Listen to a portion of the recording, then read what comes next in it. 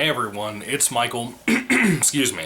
Today I'm going to be talking about a thing like Goosebumps. It's been a few days since I did any kind of uploads, but I really want to talk about this movie that I recently rewatched, and I fell in love with all over again every single time I see the movie. I love it even more. This film is the 1931 James Whale-directed film, Frankenstein. This is the classic Frankenstein film, of course, that you've always seen. You've always seen referenced in cartoon versions that happen to mention Frankenstein or the Frankenstein monster, if you want to call it that.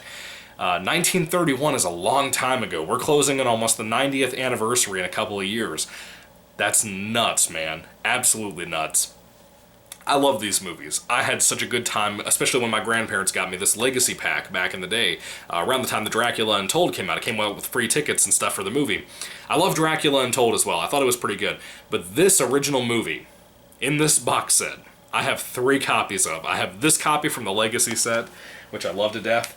I have a Blu-ray copy of just the original movie by itself, which I'm also thankful my grandparents found this for me at some point. I'm a huge fan of that first movie. It's so good. And then I have the very famous comic book artist Alex Ross did his own cover for a steelbook copy of a Blu-ray. Of course, look at that art, man. It is just impeccable. Absolutely amazing stuff. I love the villager just right here, and the flame and stuff. It is just too amazing. Amazing, amazing, amazing stuff. But, of course, this is a film that is an adaptation of the Mary Shelley novel that I'm currently rereading as well on the side of doing my Goosebumps stuff here on the channel. This book is amazing. I've started it 2 or 3 times. I never got all the way through it. I'm about 45 pages in, and this is just amazing. Everything about it's amazing. But I'm a huge Frankenstein fan. I never grew up on these. I only saw them around the time the Dracula Untold came out in about 2014 or so. So roughly 5 years, it was about a year after I graduated high school. I wish I had grown up on Frankenstein, or this series in general, but this first movie is possibly one of the greatest movies ever made. I would put it up there with It's a Wonderful Life and Citizen Kane and so many amazing classic movies that we talk about to this day in 2019. This film was constantly ignored by my generation. When you go out to like Michael's or Walmart or any of these things now in 2019, around the time of Halloween almost, we're closing in on October like it's tomorrow, and we don't see any Frankenstein stuff anywhere. My fiance and I look actively for this stuff. The closest thing I found in recent years was a Halloween nutcracker, a Frankenstein and one of Dracula. There was one of a random witch and one of a random skull skeleton thing, and another one that was like a pumpkin-headed thing. But Frankenstein and Dracula are the big ones that I get excited about because I love those 2 characters. I love their films. I love everything having to do with those. But Frankenstein, man, this is a huge influence on R.L. Stine. Of course, there are no kids in the film, so I can't justify it that way as a thing like Goosebumps. But the fact that this movie, and clearly a lot of old black and white horror films, The Wolfman, Dracula, so many different things, are clear-cut influences on not only Goosebumps, but R.L. Stine himself, the writer and creator of Goosebumps. You can just tell. There are books like from the Most Wanted era of Goosebumps from not too long ago that are called Frankenstein's Dog. Of course, I reviewed that here on my channel after I read it, and I loved the book. I thought it was fantastic, except for a couple of little nitpicks here and there that were more of a marketing thing than anything. But this movie's amazing. I'm going to kind of generally summarize it. Of course, it'll be spoiler-free for anybody who does want to check out the movie. I highly recommend it. It's one of my favorite movies of all time. I've seen it probably 4 or 5 times now since I first started watching the film in 2014, like I said. And I adore this movie. It's my favorite of the whole franchise. It's probably the best Frankenstein film we'll ever get, you know, or the Frankenstein monster film, whatever you want to call it. There's never been a thing close to it. Every film adaptation that's tried to model the monster in a different way has made a horrible mess, and the movie has sucked pretty much every single time.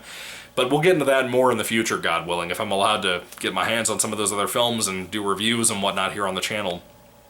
But this first movie, it's just amazing. Everything from the way it opens up with Dr. Frankenstein, who, by the way, is nicknamed, or not nicknamed, but renamed to Henry Frankenstein. He's not Victor Frankenstein anymore, like he was in the book, which is really weird to me. But Henry Frankenstein and his assistant, who's played by Dwight Fry, by the way. Dwight Fry, for anybody who doesn't know, is Renfield in Dracula, the 1931 Bela Lugosi Dracula film that everybody knows. He's the terrifying man who laughs and cackles at the bottom of the stairwell on the ship, right? And if you've seen the film, you know what I'm talking about. If you have not seen Dwight Fry's adaptation or version, or whatever you would like to call it, of Renfield in Dracula, you need to see that film. You really do. Dwight Frye is an amazingly talented actor in so many ways. He's so scary in that movie. But here he's just the hunchback assistant. His name is not Igor. I think it's like Feltz or something. I don't know. But Dr. Frankenstein himself is played by Colin Clive, who is also another fantastic actor that I really enjoy. I recommend looking into his film history if you guys haven't seen any of his other stuff. James Whale, like I said, directed the movie. He's the director of also the sequel to this film, Bride of Frankenstein, which is possibly more famous than this movie, but I actually like it less than this first movie. I think this first film was fantastic and perfect in every way possible. This is a perfect movie. It really is. But James Whale went on to direct Invisible Man as well, you know, with the fellow that did Phantom of the Opera. I forgot his name. I feel awful for forgetting his name, but he's so good. James Whale did great there. It's a little bit more like Bride of Frankenstein than it is Frankenstein, but still. I love these Universal Classic Monsters films, if you can't already tell. I've already rambled on for too long, so I'm going to go ahead and tell you the general plot for Frankenstein, if you don't happen to know about it. But Frankenstein, Dr. Frankenstein, and his assistant, Feltz, or whatever his name is, played by Dwight Frye, are kind of just sitting out in the middle of a graveyard, hiding, waiting for this funeral procession to get over with, and just to be finished and everybody to leave and then bury the body and everything. And these two guys are going to go dig that body up and take the brain from that body and put it into their own little creation they've been working on for a while now. Essentially, Dr. Frankenstein has taken different body parts from many different dead bodies and sewed them together and pieced them together into one human being that he plans on bringing to life. And he wants a brain for this, and he keeps having a hard time of finding a brain that's not damaged, whether it be by a car accident or a fire or a hanging or anything if it happens to be a criminal. He's having a really hard time finding that. The film is pretty much humorless. It is such a dark, atmospheric, emotional movie. It has such a sadness to it, especially towards the third act of the movie. It just grows on you, man. Especially the first time I saw this movie. Again, when I saw this for the first time, I did not like black and white film.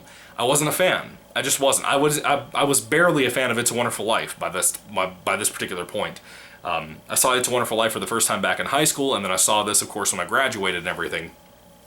And I just fell in love with this movie. It changed how I viewed old classic black and white, specifically movies, and how I wanted to see more. And I wanted to see more of the monster genre, whether it be science fiction or whether it be horror like this. I would consider this more horror than science fiction, but there's a little bit of science fiction in there with the whole dead body science experiment thing. But anyway, there's no gore in the movie, so if you happen to have a child and you want to see the film yourself for the first time and you want your family to watch it with you, or you just want something creepy and fun and kind of depressing, honestly, to watch this Halloween season, I could not recommend Frankenstein enough. And it doesn't even have to be Halloween. You could watch this any time of the year, but I think it really fits into the fall time of the year, mainly because when the film opens up and we talk about the funeral scene I was just mentioning, the set design for that part of the movie and then other parts throughout the film, but mainly that opening with the graveyard, they have kind of the fake setup for the cemetery. They have like a crooked looking Edgar Allan Poe type tree. They have like a matte painting for the background and stuff with the sky, almost verge of nighttime type of just tone. I mean, just the whole film. We don't make movies like this anymore, and it's a heartbreaking sadness that I feel towards film because of how far we've fallen from things like how special Frankenstein is, and to have such a small budget compared to what we make movies with now. You know, the recent remake of The Mummy with Tom Cruise had like a $125 million budget, and yet we couldn't recreate something as special as this movie. You know, it's shocking to me that we couldn't even come close. But this movie has so much going for it. It just, whether it be the performances, especially from Colin Clive himself, he is fantastic. Boris Karloff isn't even credited at the beginning of the film as playing the monster. It's just a question mark when the credits roll through and they show who's playing who. But at the end of the film, of course, they tell you Boris Karloff played the character and everything. But Boris Karloff, his performance of the Frankenstein monster, the creature that's brought to life by lightning striking a table in a castle that's up on the top of a hill.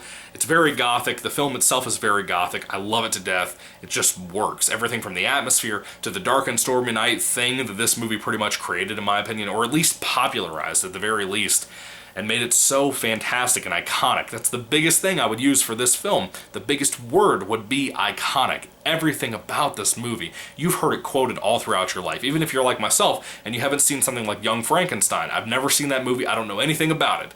I know it's a parody of Frankenstein, this first film, but that's all I know. there are movies like this every once in a while, and like It's a Wonderful Life, that are quoted and requoted and requoted and parodied in so many different things in so many different ways. And you can't appreciate those things until you see this movie. It just offers so much. And again, I think if you're a big Goosebumps fan, I think you'll love these Universal Monster Classics films. I think specifically you'll love this movie. I think this movie is just absolutely perfect. Whether it be the acting, the set design, especially with the castle. The castle's look, especially on the interiors, are just creepy. I mean, just creepy. And the atmosphere that builds and builds and builds with this film, and especially the relationship between the assistant, the hunchback that Dwight Frye plays, and the Frankenstein monster that Boris Karloff plays. The way that that assistant almost torments him and deliberately bullies him and stuff after he's come to life, and he's basically just a giant child. Essentially the way Boris Karloff plays him, and I love it. I think it works so well. And I've heard it's different from what the monster's like in the book. I don't know how true that is, but apparently it's very different.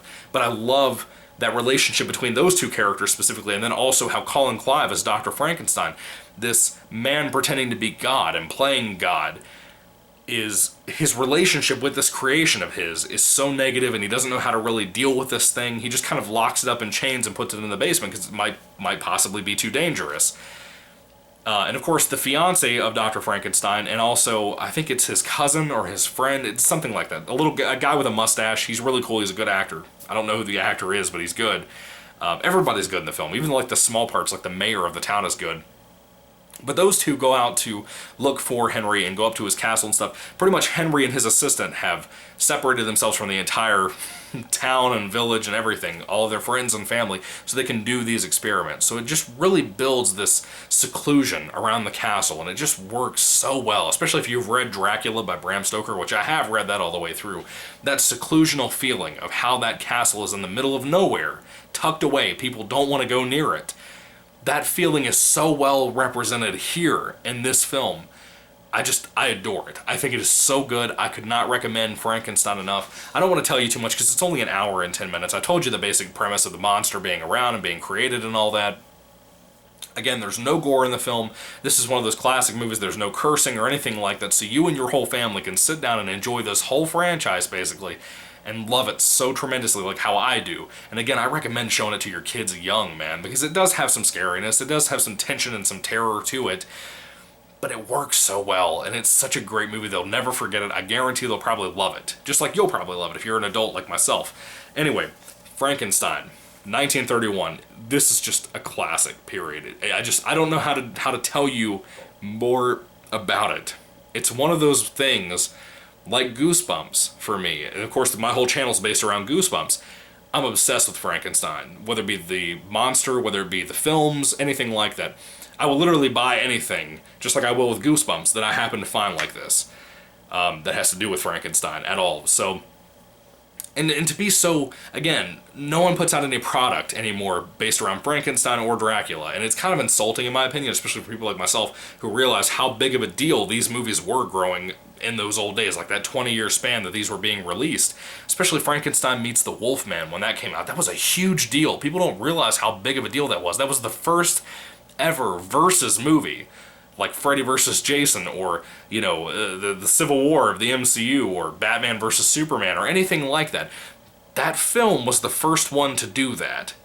These movies matter, and they deserve the respect and the carefulness of discussion and all of these things. They deserve the debate that no one talks about anymore. It's really sad, in my opinion. But anyway, when it comes to Frankenstein, if I had to rate this amazing masterpiece of a film on 5-star basis, I would easily give it a 5 out of 5. There's no thought about it, even though I paused for a second there to try some dramatic tension. Anyway, 5 out of 5 stars. Again, this film is more sad than it is horrific. It is genuinely heartbreaking by the time you get to the finale. I couldn't recommend it enough if you haven't seen it. Anyway, what are your thoughts on Frankenstein? If you have seen it, do you love all the movies? Do you love just this movie? What do you think? Is it your favorite of the Universal Monsters films? In my opinion, yes, it is my favorite. But there are some other ones I love to death, like the first Wolfman, and some of the Mummy flicks, and Dracula, and so many different things, man. They have such a wide span of a film series, or a cinematic universe, or whatever you'd like to call these things. But anyway, what are your thoughts? Put them down below, guys. Thank you for watching, and may the Lord Jesus Christ bless you guys today, and goodbye.